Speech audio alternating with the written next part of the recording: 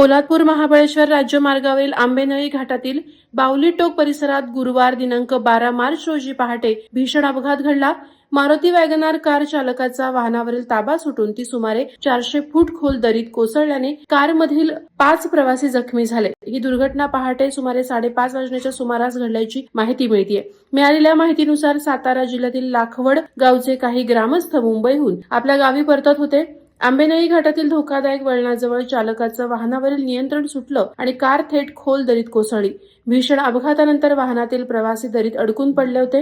घटनेची माहिती मिळताच Pratapgad search and rescue team तसंच महाबळेश्वर ट्रेकर्सच्या सदस्यांनी तातडीनं घटनास्थळी धाव घेतली।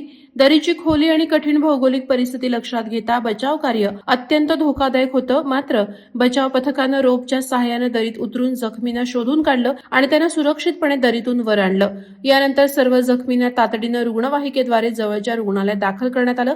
या धाडसी बचाव कार्यात स्थानिक ग्रामस्थ आणि पोलादपूर पोलीस यांनीही सक्रिय सहभाग घेतला। वेळेत मिळालेल्या मदतीमुळे 5ही जणांचे प्राण वाचल्याने सर्वत्र समाधान व्यक्त केलं जात आहे। वादळवारा लाईव्हसाठी अमोल कुमार जैन, अलिबाग। नवी मुंबई व रायगड जिल्ह्यातील ताज्या बातम्या आणि घडामोडींसाठी सबस्क्राईब करा वादळवारा लाईव्ह चॅनल आणि दाबा बेल आयकॉन।